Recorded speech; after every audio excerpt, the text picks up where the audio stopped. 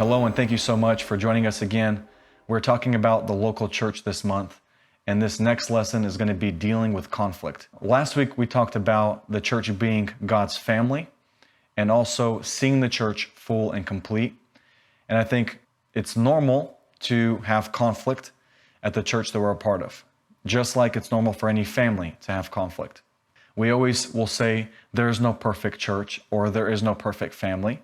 And though we need to have eyes to see our church being full and complete, we do deal with conflict because we are walking with people, we're growing, our character is being worked on, our attitude, the way we perceive things, our perspectives, the way we talk to one another, all these things are being worked out in us because church is God's family, and in family, there's going to be things that are coming up because we are walking close with people. I think if we have no conflict ever at the church that we're a part of, we're probably not very much a part of that church, or we're just watching or kind of on the sidelines, coming to the service and then running out. But when we start really becoming more a part of the church, we're going to begin to have conflict. And I wanted to talk about how to deal with some of this conflict. And the first thing I want to do is actually read. So let's read 1 Corinthians chapter 12 from verse 12, where Paul gives us this amazing illustration about our body being really similar to the church. And in verse 12, he starts saying, the human body has many parts, but the many parts make up one whole body. And I love that it says whole, just like we talked about last week. So it is with the body of Christ. Some of us are Jews, some are Gentiles, some are slaves, and some are free. But we have all been baptized into one body by one Spirit, and we all share the same Spirit. Yes, the body has many different parts, not just one part. If the foot says, I'm not a part of the body because I'm not a hand, that does not make it any less a part of the body. And if the ear says, I'm not a part of the body because I'm not an eye, would that make it any less a part of the body? If the whole body were an eye, how would you hear? Or if the whole body were an ear, how would you smell anything? Our bodies have many parts, and God has put each part just where He wants it. How strange a body would be if it had only one part. Yes, there are many parts, but only one body. The eye can never say to the hand, I don't need you. And the head can't say to the feet, I don't need you. In fact, some parts of the body that seem weakest and least important are actually the most necessary. And the parts we regard as less honorable are those we clothe with the greatest care. So we carefully protect those parts that should not be seen, while the more honorable parts do not require this special care. So God has put the body together such that extra honor and care are given to those parts that have less dignity. This makes for harmony among the members so that all the members care for each other. Before we get into these verses, very often in the New Testament, we will come across the words one another. The words one another are in the New Testament about 100 times. And 50 to 60 of those times, it talks specifically about how we treat each other, talk to each other, look at each other, how we deal with one another, basically.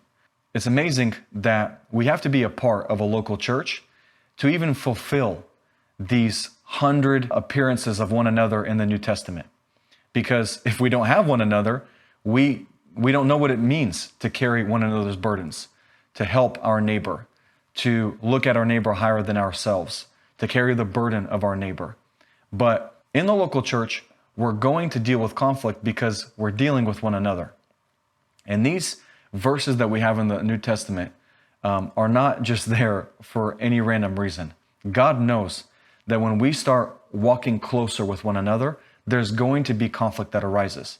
And the last thing that we want to do is abort, like run away, not deal with conflict. I don't want any confrontation. I don't want any issues.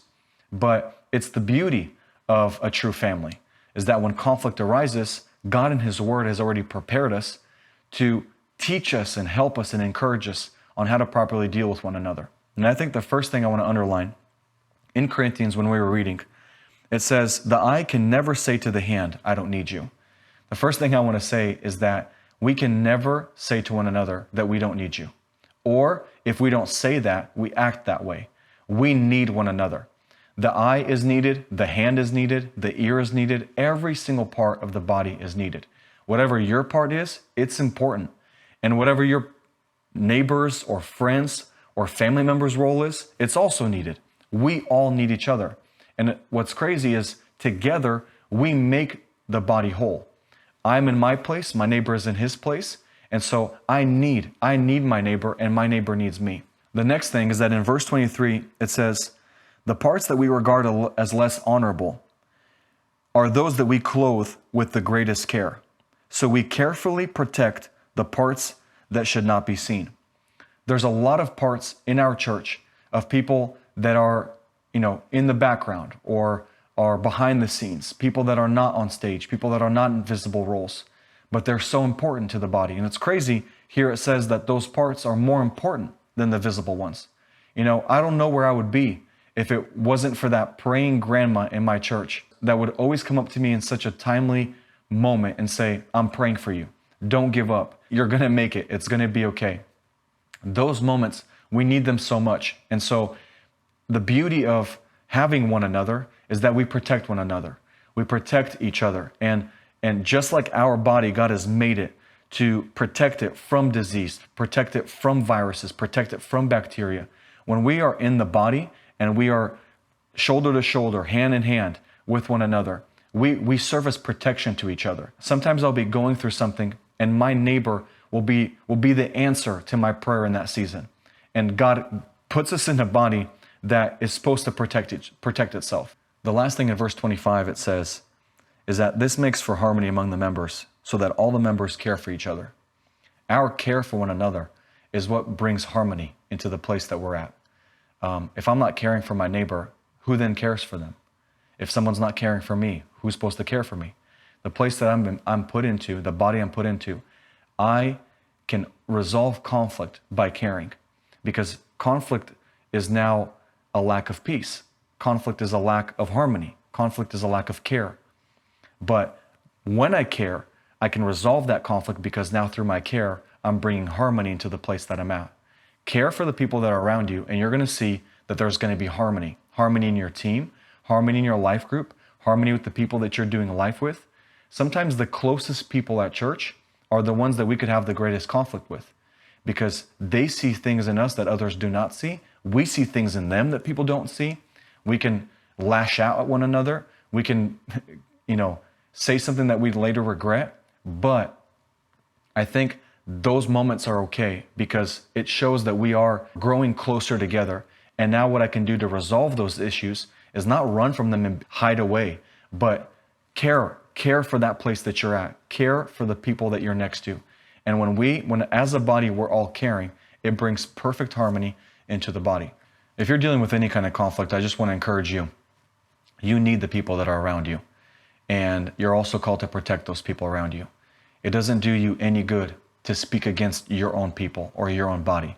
You're called to care for them. And by caring for them, you bring harmony into that place. When we release negative words or words against the people that we're doing life with, or even leaders at our church, it's only going to work against you. You are unprotecting the body. You're not caring for it, and you're not helping bring harmony. So bring harmony by caring for it. Bring harmony by protecting it. And I just want to encourage you, if you have maybe even serious conflict with somebody at church, begin to pray for them. Begin to pray for them, and through your prayer, you're going to have compassion to begin to care for them. And that care is going to bring peace where there is maybe division or something that's going on that's causing you to kind of back up and not trust people anymore. Don't do that. Deal with that conflict and care for those people, and you're going to see breakthrough in that area.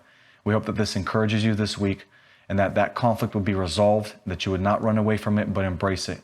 God is going to help you deal with it, and He's put you in that body for a reason. So have a great week, and we love you.